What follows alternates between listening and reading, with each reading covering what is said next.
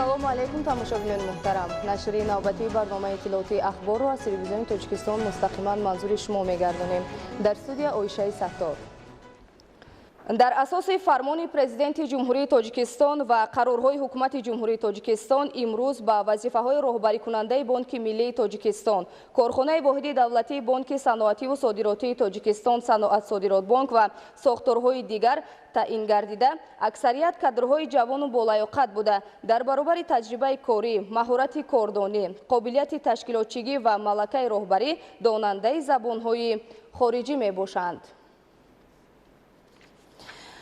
барномаи иттилоотии ахборро идома медиҳем. тибқи радабандии пажӯҳишгоҳҳои байналмилалӣ соли 2010 Тоҷикистон аз лиҳози шукуфоӣ дар ҷойи 120 қарор дошт.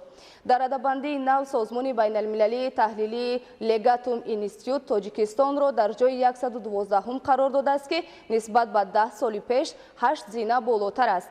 барои ҳисоб кардани индекси шукуфоӣ 12 нишондиҳанда ба назар гирифта шудааст. амният, озодии шахсӣ ва ҷамъияти идоракунӣ, сармояи иҷтимоӣ, фазои сармоягузорӣ, шароити мусоиди соҳибкорӣ, дастрасӣ ба бозор ва инфрасохтор, сифати иқтисод, сатҳи зиндагии сокинон, тандурустӣ, маориф ва муҳити атроф. тафсилоти бештар дар гузориши Манучеҳри Сулаймон.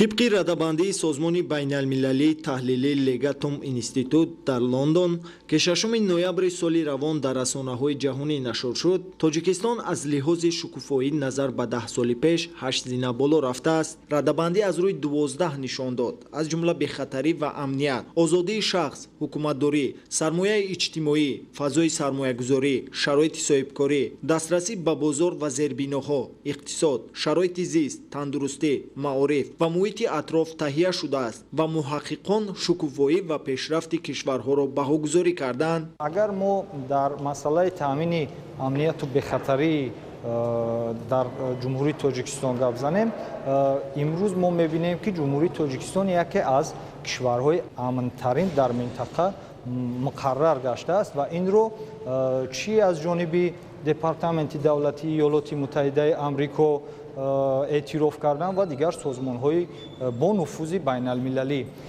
шаҳодати ин гуфтаҳо ҳамин аст ки дар қаламрави ҷумҳурии Тоҷикистон гаштугузори сайёҳон сурат мегирад ва ҳамчунин маъракаҳои муҳими сиёсие ки дар соли 2020 дар ҷумҳурии Тоҷикистон баргузор гаштанд ва бо як осудагии тинҷию дар фазои амнияту сулҳу ваҳдати сартосарӣ баргузор шудани онҳо низ шаҳодат аз он медиҳад ки дар қаламрави ҷумҳурии Тоҷикистон амнияту бехатарӣ таъмин шудааст. Тоҷикистон нисбат ба 10 солаи қаблӣ дар соҳаҳои гуногун ба пешравиҳои назаррас ноил гардид, аз ҷумла сохта ба истифода додани корхонаҳои хурду бузурги саноатӣ, бунёди муассисаҳои таълимию тандурустӣ, бунёди нерӯгоҳҳои хурду бузурги барқӣ, таъмиру таҷдиди роҳҳои байналмилаливу маҳаллӣ, кӯпрокҳо, биноҳои баландошиёна бо таҳр ва услуби муосир, меҳмонхонаҳо барои қабули меҳмонони дохиливу хориҷӣ ва аз навсозии боғҳои фарҳангӣ фароғатӣ дар фароҳам гардидани шароити арзандаи зиндагӣ ба мардум боис шуд. дар даврони истиқлолият дар қатори дигар соҳаҳои иҷтимоӣ, соҳаи тандурустӣ ҳам ба натиҷаҳои назаррас омада расид ки дастгириҳои ҳукумати ҷумҳурии Тоҷикистон ва бевосита дастгириҳои асосзори сулҳу ваҳдати миллӣ пешвои миллат муҳтарам Эмомалӣ Раҳмон аст. даврони соҳиби сулҳиро агар назар афканем, дар 3-10 сола соҳаи рушду нумӯи соҳаи тандурустӣ пешравиҳо ба назар мерасанд, яъне ки бунёди як қатор беморхонаҳои марказӣ, ворид гардидани техника ва технологияи муосири тиббӣ, ташрифи сайёҳони хориҷӣ ва боздиди онҳо аз мавзеъҳои сайёҳии мамлакат дар солҳои 2019-2020 шаҳодати пойдории амну осоиштагӣ дар Тоҷикистон аст. имрӯз метавон гуфт ки дар мамлакат ҳама соҳаҳо бо суръат рушд карда, сатҳи зиндагии сокинон беҳтар шудааст. ҷойгир шудани ҷумҳурии Тоҷикистон аз рӯи радабандии шукуфоии ҷаҳонии созмони байналмилалӣ Legatum Institute дар ҷойи 112-ум далели бебаҳси рушду пешрафти Тоҷикистон аст. Манучеҳри Сулаймон, Маъруфи Абдулло, Баҳодурӣ Ҳасан, Ахбор. дар шаҳри Душанбе 18 беморхонаи шаҳрӣ, 15 маркази саломатии шаҳрӣ, 4 дармонгоҳи дандонпизишкӣ, 8 маркази назорати давлатии санитарию эпидемиологӣ ва стансияҳои дезинфексионӣ, 12 маркази соҳавӣ ва 4 маркази ёрирасон фаъолият менамояд, ки барои бемушкилӣ расонидани хизматрасониҳои тиббӣ ба аҳолӣ дар давраи тирамоҳу зимистон омодагии пурра дидаанд. мавзӯъро ҳамкорони мо идома медиҳанд. омодагии 61 муассисаи тиббии раёсати тандурустии шаҳри Душанбе ба мавсими тирамоҳу зимистони солҳои 2020-2021 дар сатҳи зарурӣ роҳандозӣ гардида, аз ин нишондиҳанда қисми зиёд ба муассисаи шабакаҳои гармидиҳандаи шаҳри Душанбе пайваст шудаанд. муассисаҳое ки ба муассисаи шабакаҳои гармидиҳии шаҳри Душанбе пайваст мебошанд, аллакай соҳиби шиносномаи тайёрии умумӣ ба мавсими тирамоҳу зимистони солҳои 2020-2021 гардидаанд. аз муассисаҳои ба нақшаи қабули гармии мутамарказ ворид нагашта 2 муассиса аз ҳисоби 2 бойлер, 18 муассиса аз ҳисоби гармкунакҳои барқии равғанӣ дар мавсими сармои солҳои 2020-2021 ба гармӣ таъмин мегарданд. ҳаҷми захираи маводҳои сӯзишворӣ ва хӯрокаро ба ҳолати имрӯза захира намуданд. муассисаи давлатии маркази шаҳрии ёрии таъҷилии тиббӣ, ки калонтарин беморхонаи шаҳр аст, барои мавсими тирамоҳу зимистони солҳои 2020-2021 омодагии пурра гирифта, дар муассиса 3 хати барқ дар доираи шартномаҳои ҳамкорӣ бо шабакаҳои барқии шаҳри Душанбе истифода гардида, ҳолати системаи зидди сӯхторӣ ва бехатарии техникӣ таҳти назорати доимӣ қарор дорад. таъмини нерӯи барқ ва гармӣ дар ҳолатҳои нобаҳангом қатъ гардидани нерӯи барқ бо истифода аз 2 генератори дизелӣ ба назар гирифта шудааст. муассисаи давлатии маркази шаҳрии ёрии таъҷилии тиббӣ пурра бо захираҳои сӯзишворӣ таъмин буда, гармидиҳӣ пурра мерасад. барқ дар системаи абр пайванд мебошад, ки дар ҳолати қатъ гардидани барқ дар кӯтоҳтарин муддат ба хати дигар мегузарад. ва ғайр аз ин боз 2 генератори дизелии 75 киловатта мавҷуд мебошад, ки дар ҳолатҳои зарурӣ истифода мебарем.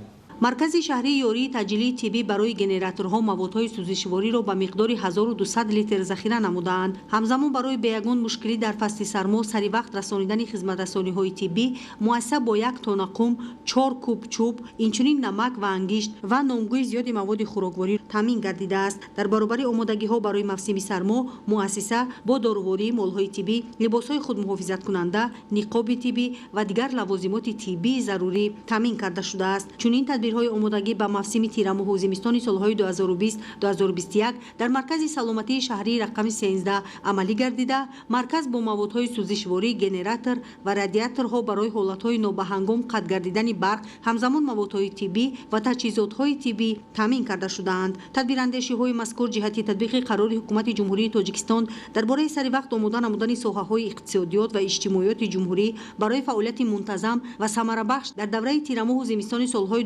2020-2021 амалӣ гардонида мешаванд. зулфия раҳимзода, ҳафизуллои садулло, фирӯзи мусо, ахбор. идомаи барнома.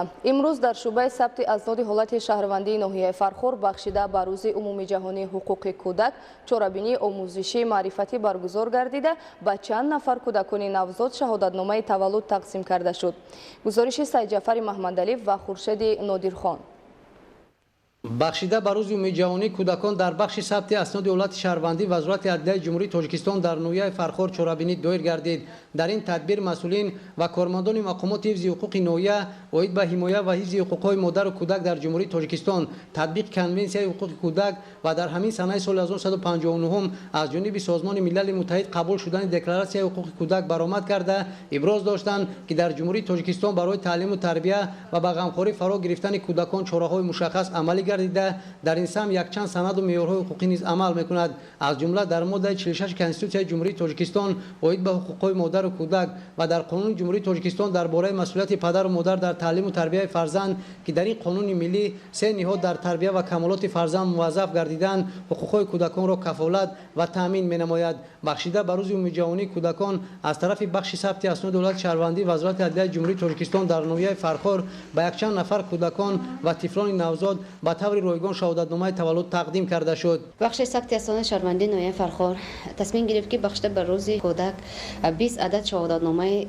таваллуд бо тӯҳфаҳои хотиравӣ тариқи ройгон ҳадия намояд.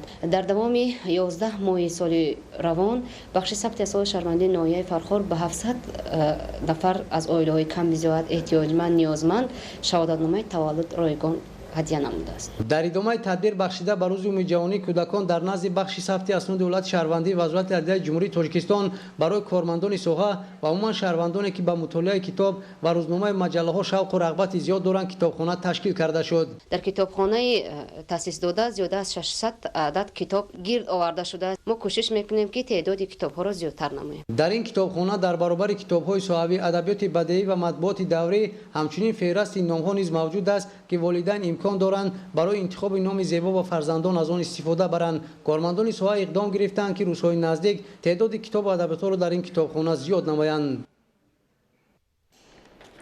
бинандагони гиромӣ, нашри навбатии барномаи иттилоотии ахбор ба анҷом расид. хайр, саломату сарбаланд ва бо барномаҳои телевизионии Тоҷикистон бимонед.